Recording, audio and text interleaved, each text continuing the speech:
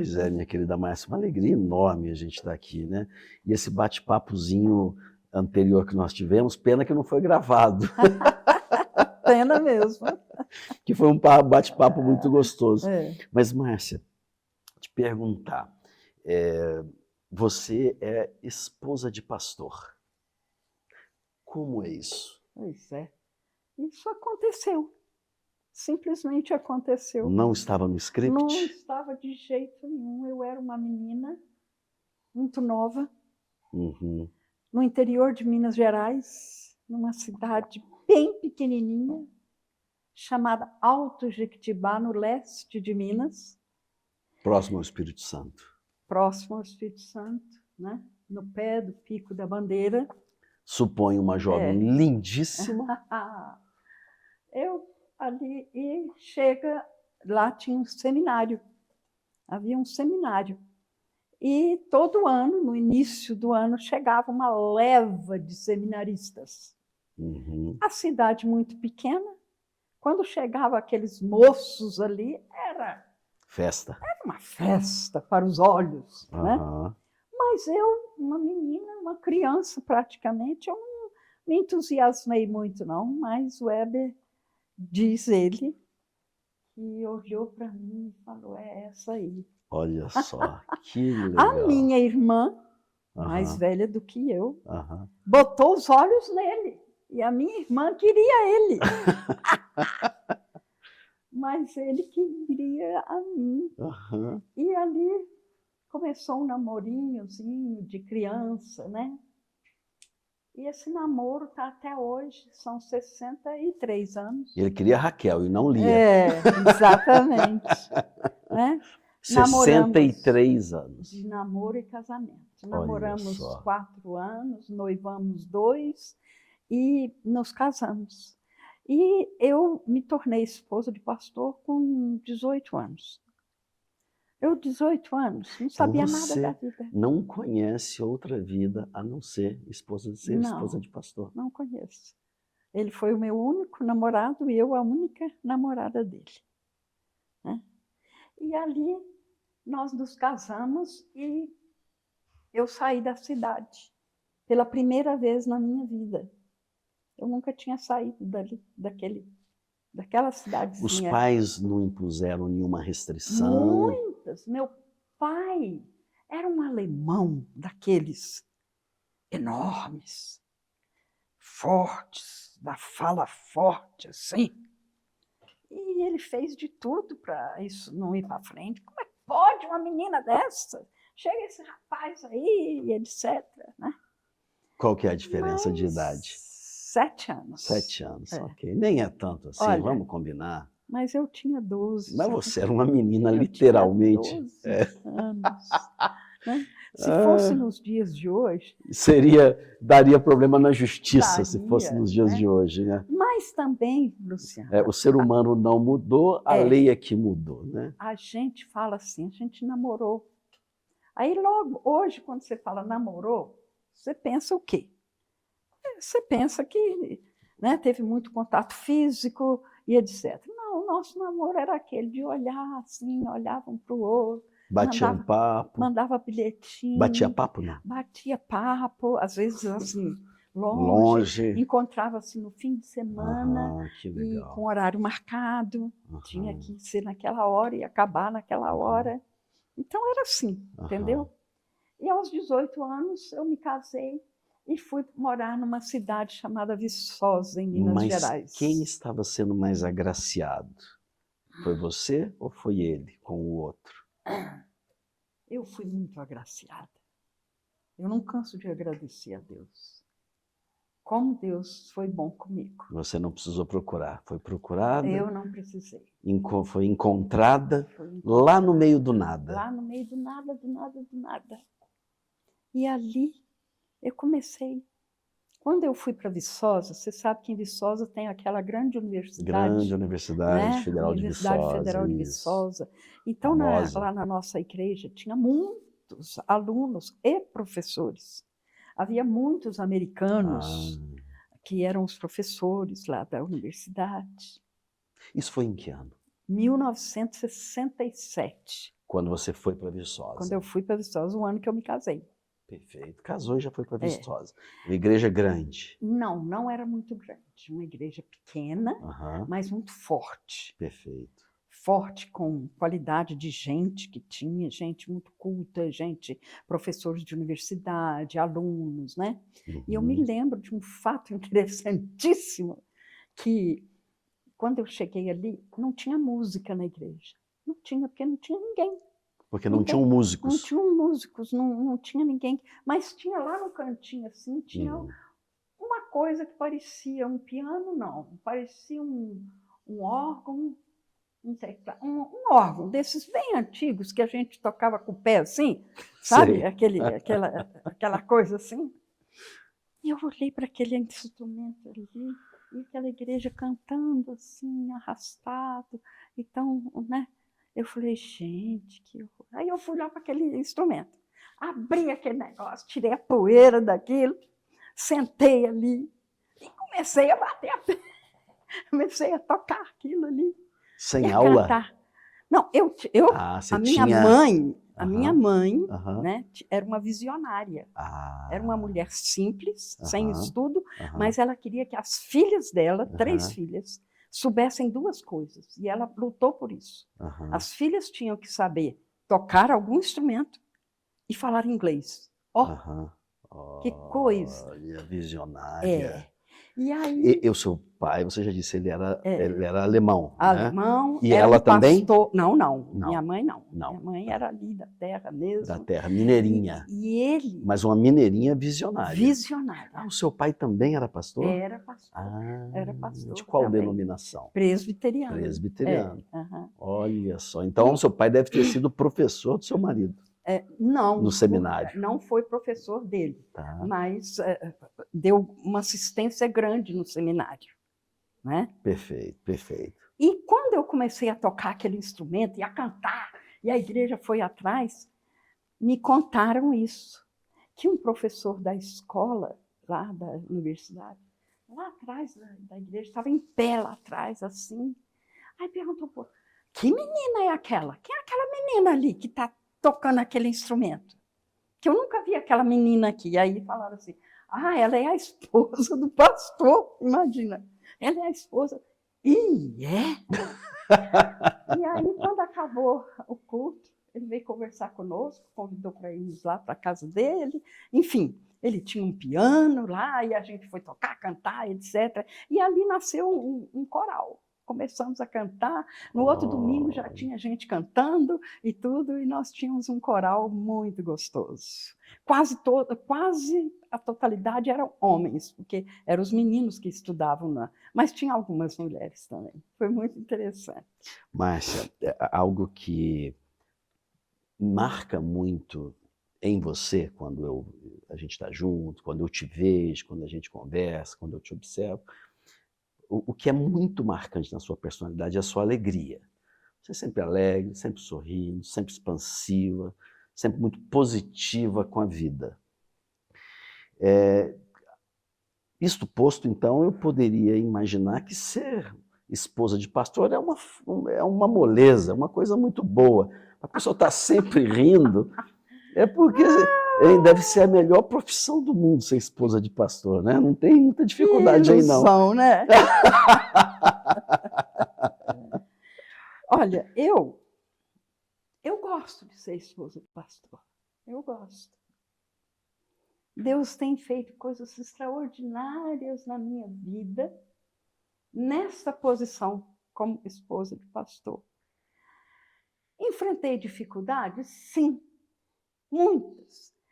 As maiores delas eram com o que se fazia com meu marido. Quer me ver bastante espezinhada mesmo? Não toca nele, não. Pode falar comigo, pode fazer comigo, eu tiro de letra. Mas com ele.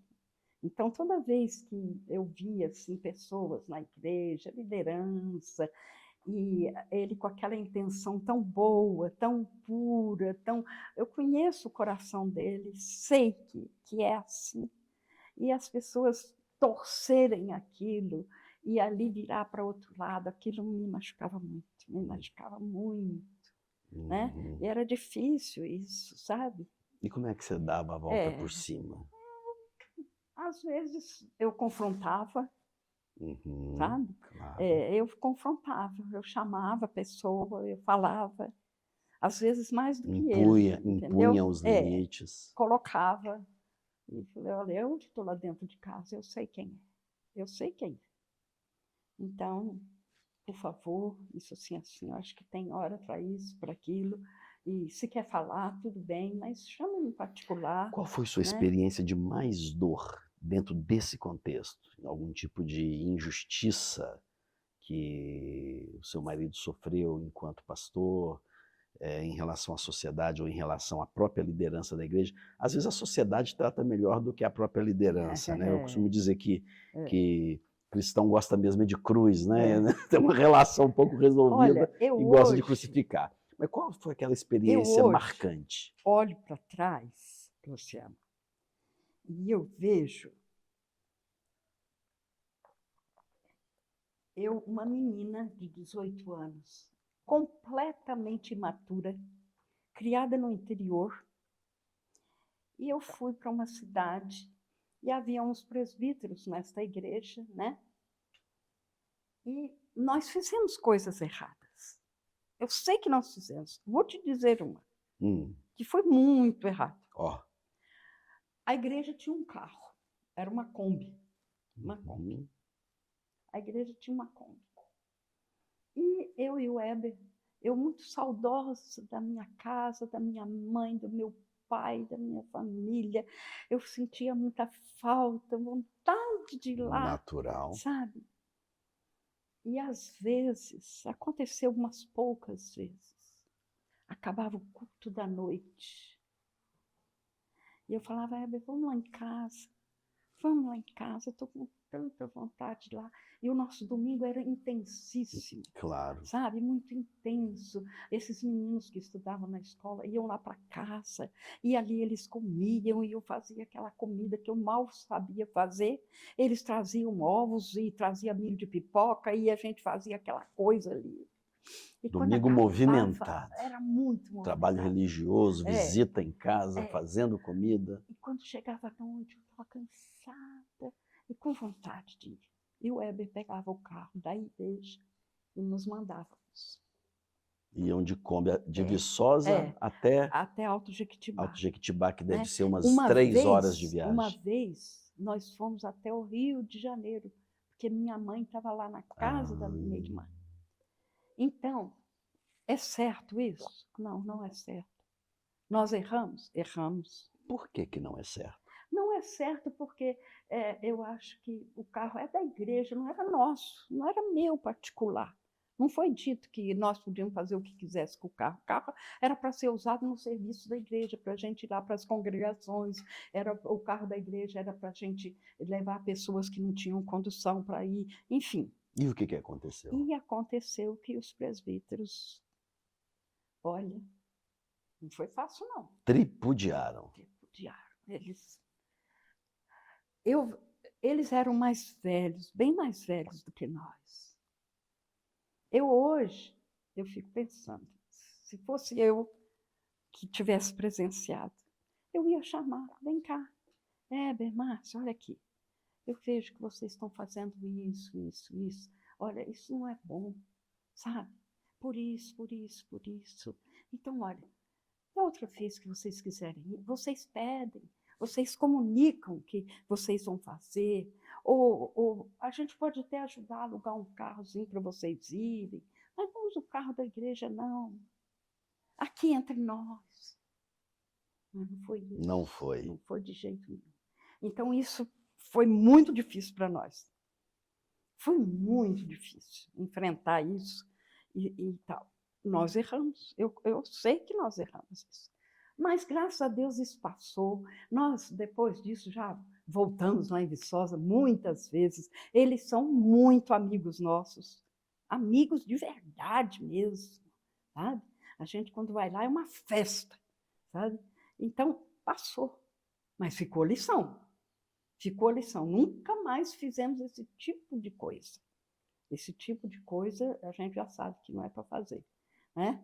Mas machuca, né? Machuca a Essa gente. é uma lembrança dolorida, é um capítulo Dolorido, de dor. um capítulo de dor. Me conta um capítulo de muita alegria dessa época lá em Viçosa. Tem quantas coisas boas lá em Viçosa. Nossa! Nós começamos uma igrejinha nova lá num bairro chamado Cantinho do Céu. O nome já é lindo, hein? Pois é, Cantinho do Céu. Nós íamos para lá nos domingos à tarde, Aham. com essa turma de jovens, eu com a minha sanfona. Eu levava a sanfona e começava a tocar, juntava uma meninada, vinha menino de tudo. Nunca vi tanto menino brotando de tudo quanto é lado. Além do órgão, sanfona também. Sanfona. É sanfona ou É acordeão? acordeão. Acordeão. Acordeão. Sanfona é o jeito mais popular de falar. E juntava a meninada. Nossa, e aí vinha pai, vinha mãe, vinha tudo. E veio uma família. Uma família que tinha uns 6 ou 8 filhos, assim, aquela escadinha. Aqueles meninos tudo com o nariz correndo, pé no chão e tudo. Era o seu Argemiro. Esse seu Argemiro, ele era um jardineiro lá na universidade. Uhum. E ele morava numa casinha de sapê. E ele começou a ouvir. Todo domingo ele ouvia a gente chegava, ele logo vinha. E eu contava história para as crianças, o Weber pregava. E era aquela coisa bonita. Ele falou: ó, pastor, ó, eu tenho esse terreno aqui, ó. Vamos fazer uma cobertinha aqui para nós reunir aqui, para não pegar sol. Aí nós fomos para lá. Os meninos, os alunos da universidade, professores, o Weber foi, eu levava uma chaleira grande de café, pão, e eles foram tirar mato dali, fizemos uma igreja de sapê. Sabe o que é o sapê, né? Aquela palha assim. Uhum. Tinha aqueles caibros, fizemos banco de madeira. Foi uma festa aquilo. Foi uma festa. Seu Argemiro se converteu com a família inteira. Foi uma coisa maravilhosa a conversão desse homem, com a família toda. Hoje aqueles meninos já são casados, já têm netos, todos no Evangelho. Uma bênção, foi maravilhoso. Esse Cantinho do Céu, para nós, tem um lugar especial no nosso coração. Ou seja, um pequeno trabalho missionário, uma pastoral feita num bairro que teve um impacto de transformação das vidas. E na transformação dessa família, né, que esse seu Argemiro, ele teve esse coração bondoso, cedeu ali o terreno dele para se fazer uma pequenina, né, congregação de sapê. E o que mais? Qual foi o impacto que isso foi tendo na vida dos filhos? Nossa vida! Eu hoje fico Ele mudou o jeito de relacionar com os filhos? Demais da conta. E eu me lembro da Dona Maria. Esposa do Argemiro. Do Argemiro. Eu me lembro dela, era assim, aqueles peitos dela caídos, com uma criança aqui e outra aqui, cada uma num peito, dando mamar aqueles meninos. Aí saía um, vinha outro, saía um, vinha outro. Aquela mulher de pé no chão. Daqui a pouco, Luciano, vou te contar, ele começou a casa dele, ele reformou a casinha dele toda.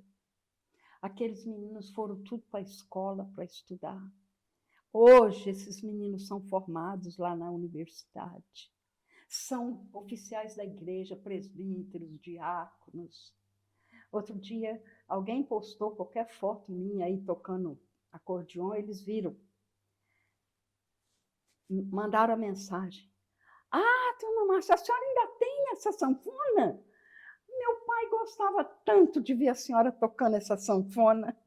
Que coisa Quer dizer, preciosa. passaram-se 35, quase 40 anos isso, né? E aqueles meninos hoje são engenheiros, porque o Evangelho entrou ali.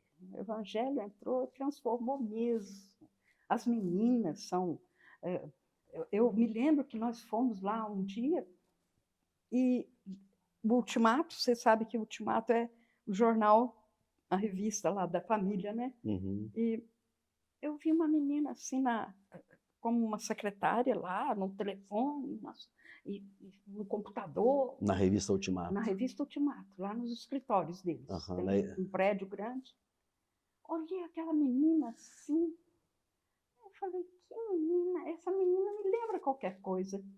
Pois você sabe que era uma das filhas do Admir. Fui conversar.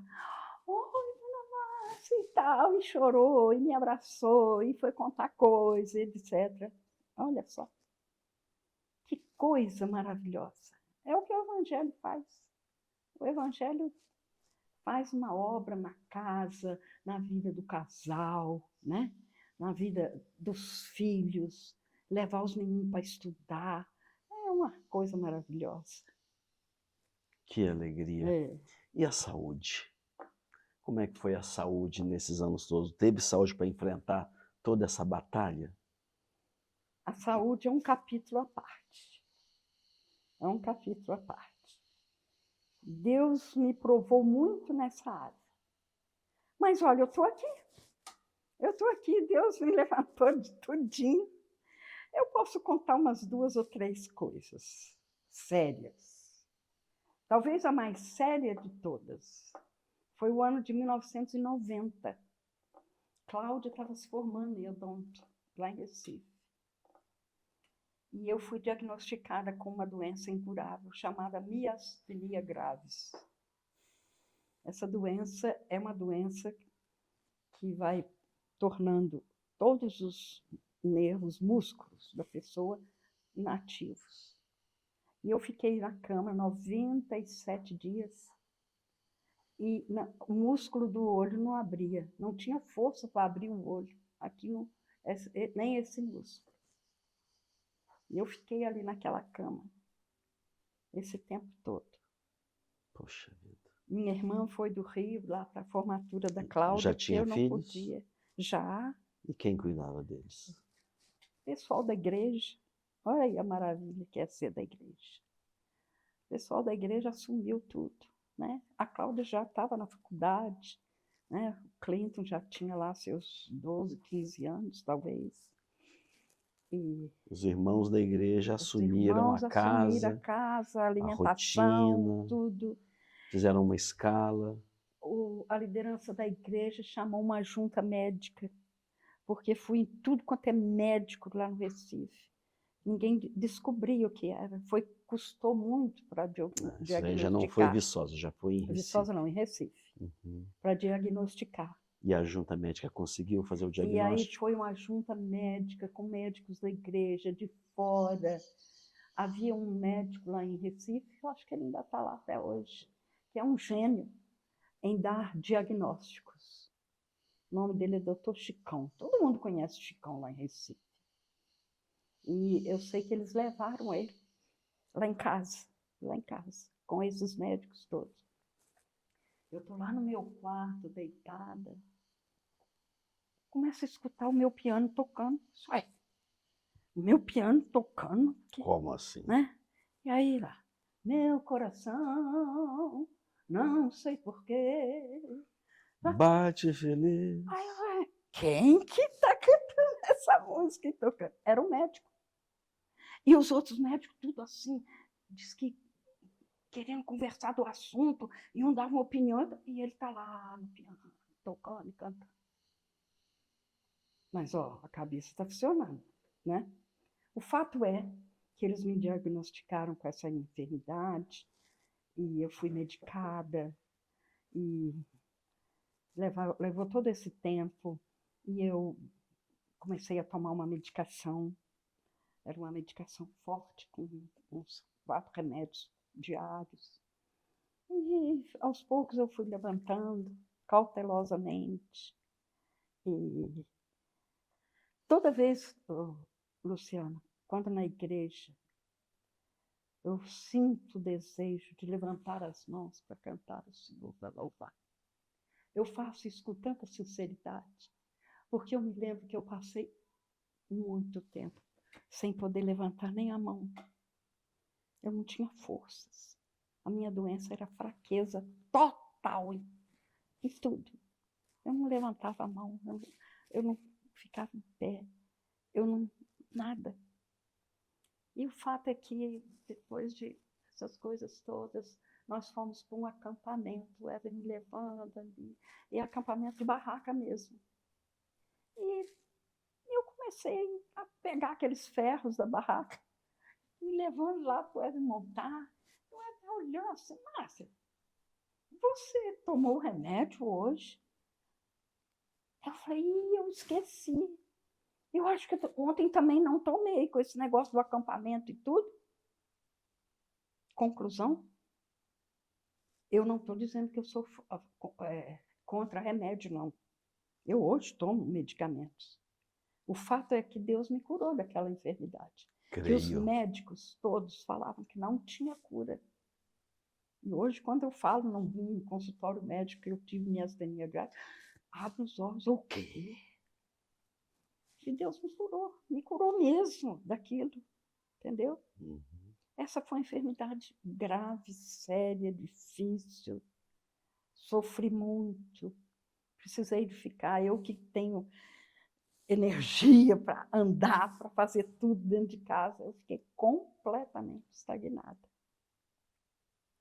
A outra, E muito recebeu uma cura e recebi, milagrosa. A bondade de Deus te alcançou. Total, total. E a outra foi lá na África. Eu estava grávida de 4 meses. Lá na África. Era o primeiro, segundo, Era o terceiro, né? terceiro. Eu tinha a Cláudia, tinha o Clinton, era o terceiro. E quando eu soube Qual que era o estava país lá grávida, na África? África do Sul. África do Sul. Quando eu soube que estava grávida, eu fiquei horrorizada. Assim, meu Deus! Eu morava numa cidade que ficava a 480 quilômetros de uma cidade onde tinha um brasileiro. Lá na cidade onde eu morava não tinha nenhum brasileiro. Ninguém falasse nossa língua. Como que eu vou ter um filho aqui nesse lugar? Aí depois eu comecei a agradecer a Deus, a louvar a Deus. Fiquei tão feliz com aquela gravidez. Olha, aquilo era uma coisa maravilhosa. E nós fazíamos um trabalho com os refugiados de guerra de Angola e Moçambique.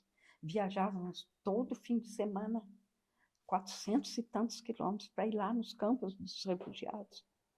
Uma poeira muito grande, que o pé atolava naquela poeira grossa, vermelha, assim. E num desses campos, e eu tocando acordeon ali, em pé, andando, conversando com aquela gente, era uma multidão. O fato é que comecei a ter um aborto. O Éder me levou para casa e eu fui de noite, começou a piorar muito. E o Éder tinha que me levar para o hospital. E nós não tínhamos com quem deixar as crianças, os 2 meninos pequenos. O Éder me levou, nós deixamos esses meninos sozinhos dentro de casa, num descampado, sabe? Não é assim igual você tem aquela casa aqui do lado, você pode chamar um vizinho, não tinha isso. Sua casa ficava lá no meio do nada, assim. E ali eu tive uma experiência muito séria com Deus, muito séria. Eu deitada ali naquela maca, falei para o Éder ir embora, porque eu estava mais preocupada com as crianças, e aqui eu vou me virar. Você sabe que a África do Sul é um país muito que seleciona demais a política do apartheid, né? E eles são assim também com respeito a falar inglês ou afrikaans. Se você fala inglês com eles, eles te respondem em afrikaans, porque eles não querem que você fale inglês. Querem obrigar você a falar o afrikaans. Então, eu lá, naquela situação, falando, pedindo alguma coisa. Pedindo ajuda. E elas respondendo em afrikaans. E você não entendia afrikaans. E eu escutava o sangue batendo no chão. Era uma coisa terrível. E eu ali, Luciana, vou te dizer, eu só me lembro de ver que eu chamei de uma enfermeira, que veio para o meu lado assim. Ela vestia uma roupa tão branca, mas tão branca, aquele branco que reluzia. Era um branco diferente. E aqui no peito tinha tantas condecorações. Eram tantas, como tem os oficiais do Exército, que põem aquele monte de insígnias aqui, né, dizendo que são muito qualificados, que têm a coroa disso e daquilo. E aquela enfermeira chegou perto assim da minha cama, onde eu estava, e ali eu apaguei, não vi mais nada. Eu só vi ela. E ela pegou na minha mão. Eles, não sei, até hoje eu não sei o que eles fizeram comigo. Não sei, que não falaram nada. Não contaram ao meu marido o que foi. O fato é que no outro dia, quando eu acordei, lá de tudo que fizeram comigo, que me mandaram embora, eu falei, não, eu só vou na hora que meu marido chegar, eu não tenho força para ficar em pé. Eu quero falar com aquela enfermeira que estava aqui ontem. Uma que estava com uma roupa branca, assim, ela tinha aqui as insígnias, assim. Eu quero falar com essa enfermeira, por favor, chama essa enfermeira. Não tinha enfermeira nenhuma aqui. Não veio enfermeira aqui. Aqui não tem enfermeira com isso. Você tem? Ela veio aqui, ela olhou para mim, ela pegou na minha mão, e eu tenho certeza que ela cuidou de mim. Ninguém sabe. Ninguém viu. Mas nós sabemos, não é? Sabemos. Nós sabemos. Foi assim um carinho de Deus tão grande para mim. Tão grande. Quando o Heber chegou, eu contei para ele. E fomos para casa, eu fui regozijando. Muito fraquinha. A nossa amiga lá de Pretória veio para me visitar, esposa do outro missionário, né, que morava a 400 e tantos quilômetros. Ela falou que me viu, que eu era tão branca, eu estava parecendo um lençol, porque eu perdi sangue demais, né? Mas eu fui alegre, eu estava alegre. Eu vi que Deus estava comigo, sabe? Foi uma coisa linda, maravilhosa. Nunca me esqueço dessa experiência, Luciano. Uma coisa encantadora. E tem tanta história, Luciano. Tem tanta história que não dá para contar. Pois é, que marcante. É. Quanto tempo foi essa experiência na África? Por quanto tempo ficaram lá? Ficamos 2 anos lá. Quando não tínhamos celular, não tinha telefone. Nós falamos com o Brasil uma única vez, que tivemos que marcar, que falava com uma telefonista, essa telefonista falava com a outra e com a outra, até chegar aqui no Brasil. E o Heber falou para a família dele, eles se reuniram, vieram todos, de todas as cidades, para reunir lá na casa do pai dele, para ouvir o telefonema. Era um acontecimento. Primeiro, era caríssimo, e segundo, era muito difícil, custava falar.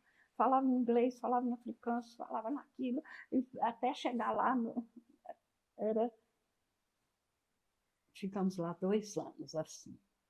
Márcia, hoje nós temos observado uma transformação muito significativa na sociedade.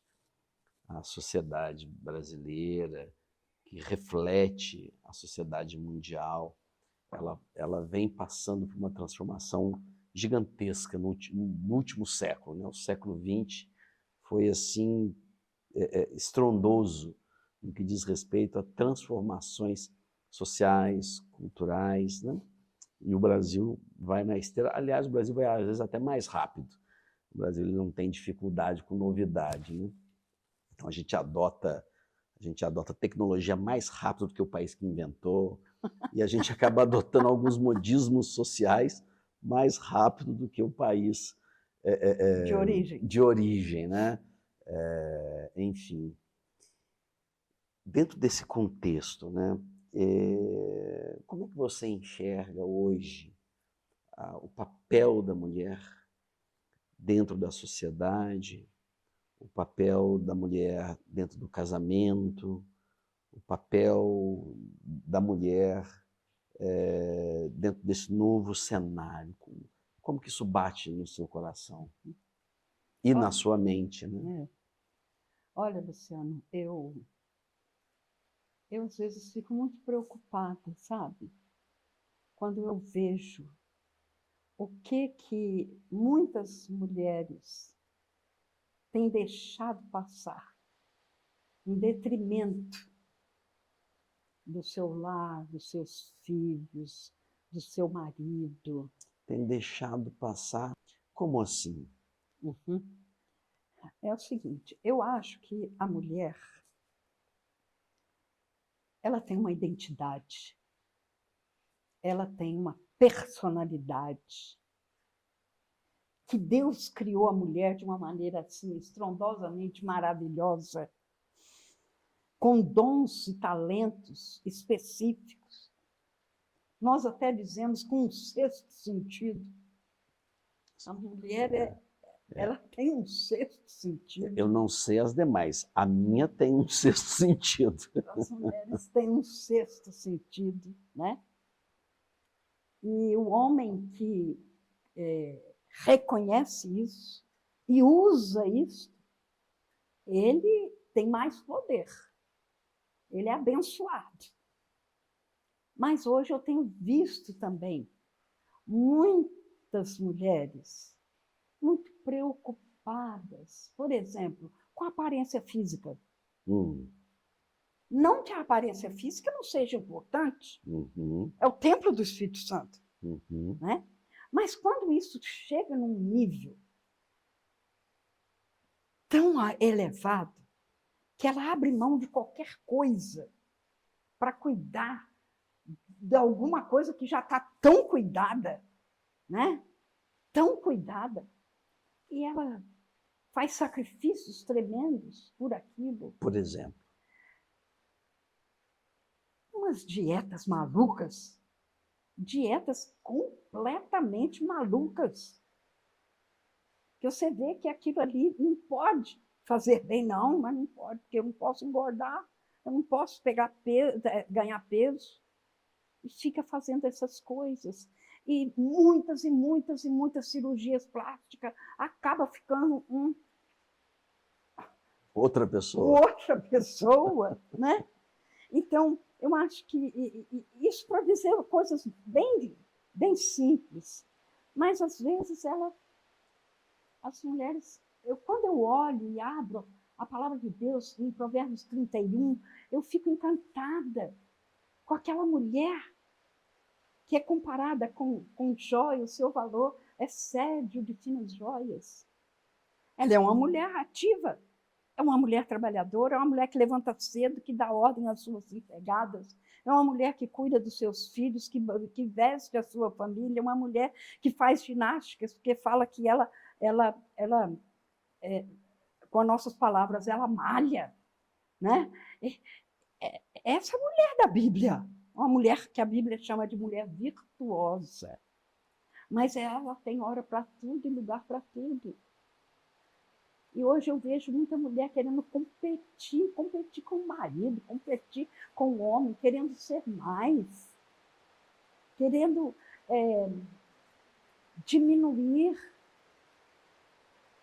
o homem, às vezes o seu homem, querendo diminuir, querendo ser superior a ele, mostrar que é mais inteligente. Então, isso me entristece, porque eu sei que a mulher tem um poder tremendo. A mulher tem um poder tremendo na vida do homem, na vida dos filhos, né? Ela exerce uma influência poderosa. E isso tem que ser bem canalizado. E eu não vejo melhor exemplo, ou melhor maneira de fazer isso, senão pela palavra de Deus. Porque ali está tudo. Né? Se você abrir Deuteronômio capítulo 6, você vai entender, né? O que Deus quer para nós. Olha, ama o Senhor de todo o seu coração. E pega isso e inculca na cabeça do teu filho. Faz isso andando pelo caminho, faz isso sentada na sua casa, faz isso ao deitar, ao levantar. Está ali, está escrito ali. Né? Então, eu acho que a mulher, ela tem um poder tremendo mas ela precisa saber que poder é esse. E esse poder tem que estar muito ligado com a palavra de Deus, para ser direcionado no lugar certo. Como é que seria usar esse poder feminino de maneira positiva dentro do casamento? Por exemplo, Luciano, se há uma diferença de opinião em casamento, você pensa de uma maneira, sua mulher pensa de outra, sobre determinado assunto da sua casa ou dos seus filhos, seja do que for. O que é, vamos combinar, normal. Volta e meia, as opiniões não... divergem. Isso, não batem, divergem. Não batem, né? E aí? Isso vai gerar um confronto, isso vai gerar uma discórdia, isso vai gerar uma separação, ou isso pode ter outro fim? Eu, como mulher, eu uso da tática o seguinte, eu chego para Deus. Qual que é a sua tática? Vamos ver qual que é a sua Deus tática. E falo, Senhor, o Heber está querendo isso, assim, assim, assim. Ou seja, então, olha, quando surge opiniões diversas, você está dizendo que a sua primeira providência é uma oração. Eu não diria a primeira. Tá. Eu diria que eu vou conversar com ele. Perfeito. Eu vou argumentar com ele. Eu vou mostrar o meu ponto de vista dessa situação, como poderia ser encarado. Mas ele está intransigente. Ele está firme no ponto dele. E eu continuo achando que não vai dar certo. Não vai ser bom. Então, meu filho, joelho no chão. Eu vou para o meu cantinho e eu falo com Deus. Olha, Deus, o senhor está enxergando aí, né? A coisa está feia. Não está legal, não. E então, se eu estou errada, me mostra isso. Que chuva linda. Não é? Que chuva e não estava prevista, não, né? Estava prevista, não. Essa região chove mais. Eu acho que melhora, né, Tiago? Já melhorou, né? Aí eu vou puxar no ponto que você estava e você continua do ponto que você estava. Tá bom?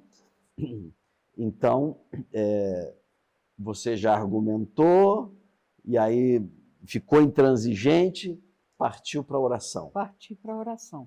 E a oração é a seguinte: Senhor, eu estou errada?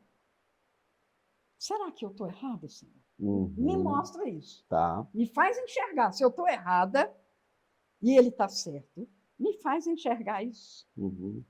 E será que ele, em secreto, também não faz essa oração? Eu acho que faz. Eu acho que faz. Dá certinho. Dá certinho? Dá certinho. Mas se ele está errado, Senhor, move o coração dele, move o coração dele, faz ele enxergar. E essa estratégia, portanto, deve ter evitado muitos conflitos e atritos. Isso funciona, Luciana, vou te dizer, isso funciona. Funciona mesmo. E as coisas se entram no lugar certo, chegam a contento. Então, eu acho que é por aí que nós, mulheres, temos esse poder e podemos exercer um discipulado na nossa casa, com nossos filhos, e manter um ambiente de lar. Lar mesmo, não é só a casa onde você dorme e come, não. O lar mesmo, aquela coisa gostosa. Se você tivesse que deixar uma dica, uma palavra, uma instrução para a mulher contemporânea, o que você falaria? Fala assim, olha, eu tenho uma coisa, uma dica essencial. Qual seria a sua dica para as mulheres contemporâneas? A minha dica seria, olha, seja uma mulher planejada. Planeje a sua vida. Faça um planejamento. Separe uma hora para você ir lá no cabeleireiro, para você fazer suas unhas, para você cuidar de você, Isso é importante. É muito importante. Separa uma hora para o seu marido, uma hora de qualidade com ele, uma hora de coisas boas, de conversa com profundidade. Separe um momento com seus filhos. E separe o seu momento profissional. Você é uma profissional, você se formou, você tem capacidade que foi dada por Deus. Vai exercer isso, mas com planejamento. Não pode a sua vida ser só a sua profissão. E o seu marido fica para lá, os seus filhos ficam para lá, até você mesmo não tem tempo para nada. Então, seja uma mulher planejada, de planejamento, faça as suas coisas. Né? Separe o dia disso, o dia daquilo, porque isso vai transformar a sua vida, a sua casa, o seu lar. Eu tenho experiência com isso, Luciano. Eu sei que isso funciona. Na mesma linha, qual que seria a dica para os maridos de mulheres contemporâneas? Primeira coisa, entender que ela tem um chamado de Deus para determinada coisa. Ou ela é uma professora, ou ela é uma médica, ou ela é uma consultora, ou ela tem um chamado. Então, o marido tem que entender isso. Eu acho que isso tem que ficar muito claro antes do casamento. Antes do casamento. Olha, nós vamos casar, mas assim. Você tem a sua profissão, eu tenho a minha. Nós temos que encontrar uma maneira de conviver com isso. Não é? Se a mulher prefere não exercer por algum tempo, eu por algum tempo não exerci minha profissão como professora. Quando Benjamin era pequeno, por exemplo, eu decidi que eu ia ficar com ele. E eu não me arrependo de jeito nenhum. Foi o maior investimento da minha vida. Eu gastei aqueles primeiros anos da vida dele com ele. Então, eu acho que o marido tem que compreender a esposa, os seus dons, os seus talentos, o seu chamado. O seu chamado. E ele tem que chegar junto. Você acha que ser esposa de pastor é uma vocação especial, é um chamado? Que existem mulheres que foram vocacionadas por Deus para serem cônjuge de um ministro religioso? Eu creio piamente nisso. Eu tenho visto alguns pastores que têm tido assim uma vida pastoral muito prejudicada por causa da esposa. Porque a esposa não chegou junto. Não chegou junto. E se há uma profissão que se a mulher não chegar junto, não vai funcionar, é um pastor. É um pastor. Ele precisa de uma mulher.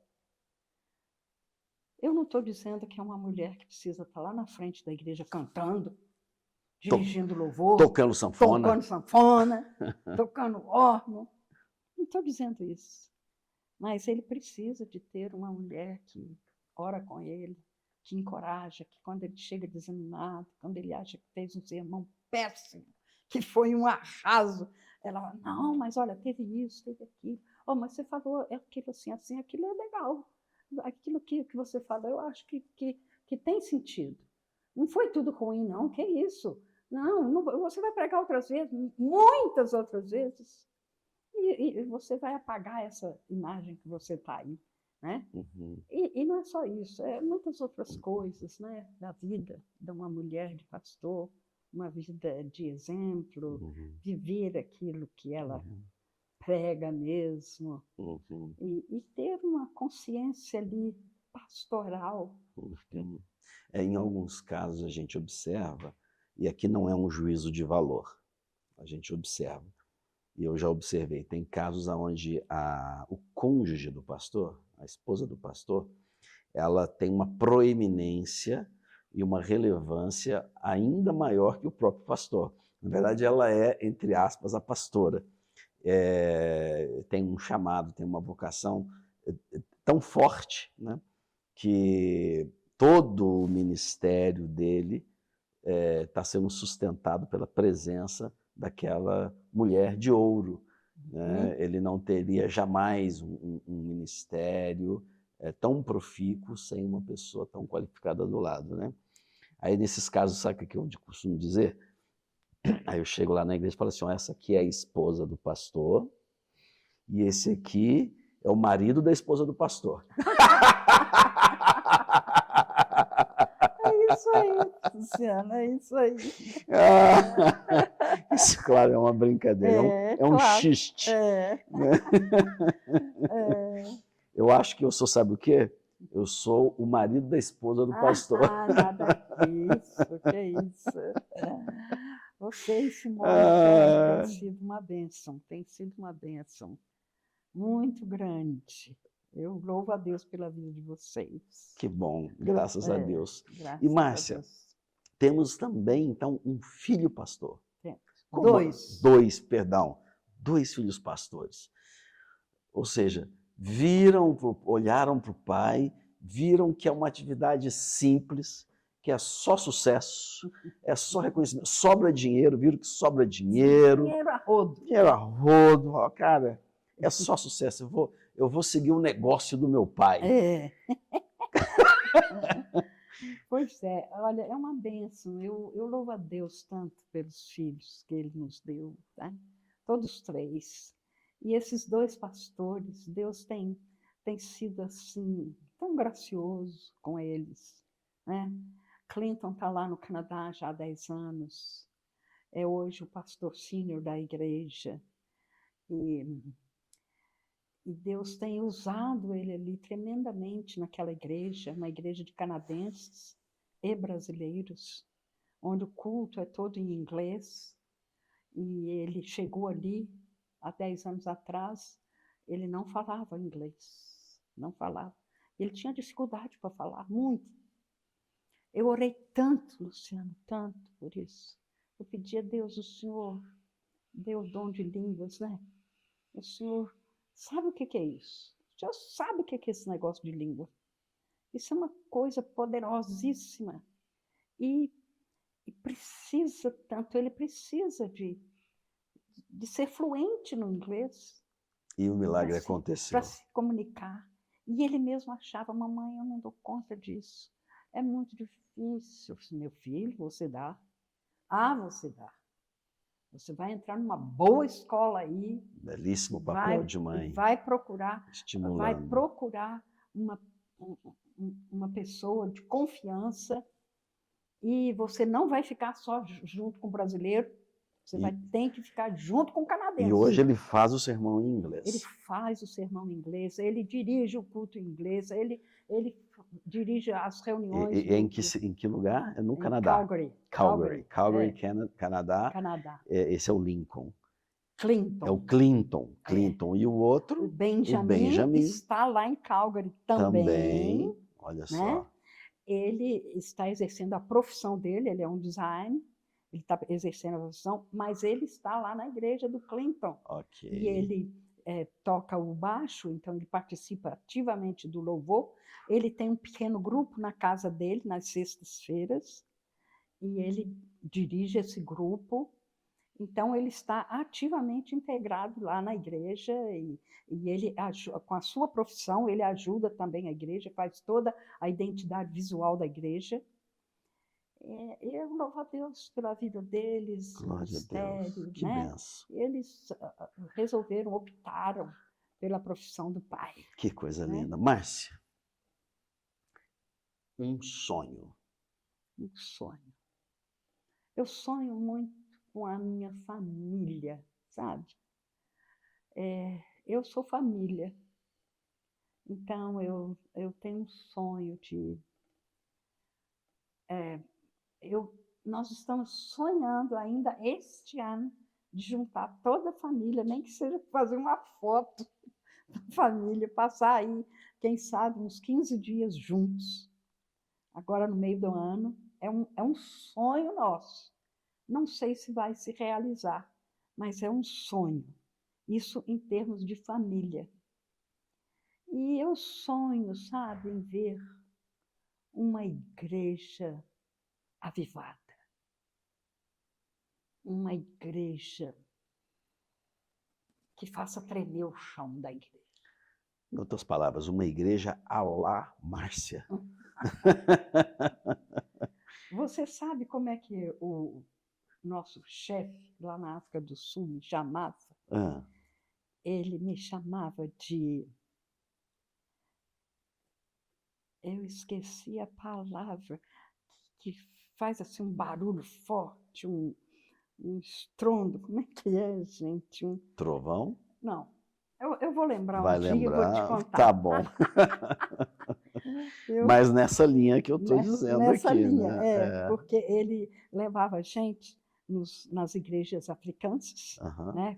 A Igreja Reformada Africana são aquelas igrejas bastante tradicionais, aquelas igrejas que fecha a porta na hora que o sino bate, que deu a hora, fecha a porta, ninguém mais entra. Começa o culto, você escuta uma mosca se Não, passar. nada. E aí ele levava a gente, levava o Weber, eu, as crianças, para ir lá apresentar para a igreja, porque nós éramos os missionários e tudo. E ele mandava eu levar o acordeon. Olha, isso era um escândalo lá dentro, né? Tocar aquilo. E eu cantava e tocava aquilo ali. E ele falava isso, que eu era um Sputnik, não, como é que era, gente? Uma palavra que ele usava. Depois eu vou perguntar ao Weber como é que é a mesma palavra. Vamos lembrar essa palavra aí. Márcia, agora, naquela câmera ali, ó, tá lá a sua audiência, as pessoas te assistindo. Você vai dizer para elas a sua última mensagem. Qual que é o seu último recado para quem está te assistindo hoje? Uhum. O meu último recado é o seguinte: a vida é difícil, é. Há muitos problemas, há doenças, há. Eu não quero negar nada dessas coisas, porque elas existem. Elas existem. Existem aí na sua casa, existem aqui na minha casa também. Mas sabe, eu prefiro obedecer a palavra de Deus quando ela diz: entrega o teu caminho ao Senhor. Confia nele. O mais ele fará. Entrega, confia. Não é entregar e depois ficar puxando para cá, para você de novo. Então, que você e eu tenhamos aquela capacidade vinda do alto para entregar nossa vida, nossos filhos, nossa família, nosso marido. Entregar essas dificuldades pelas quais nós passamos, sejam doenças, sejam dificuldades financeiras, dificuldades de relacionamentos, as dificuldades que nos rodeiam. Entrega isso tudo. Entrega nas mãos do Senhor e confia mesmo. E sabe, ele vai fazer do jeito dele, ele não vai fazer do seu jeito, e nem do meu. Ele vai fazer muito melhor, muito melhor. Entrega o teu caminho ao Senhor, confia nele. E o mais, ele fará. Deus te abençoe. Muito obrigado, minha querida. Nós tivemos a grata satisfação de conversar com Márcia César, que veio nos trazer esses momentos tão aprazíveis. Para mim, foi maravilhoso. Espero que para vocês também tenha sido. Márcia, muito obrigado. Eu que agradeço, Luciana. Agradeço muito você me chamar aqui para esse bate-papo gostoso e que Deus continue abençoando a sua vida, abençoando o seu ministério, alcançando cada vez mais pessoas para a glória de Deus. Assim será. Amém. Amém. Amém.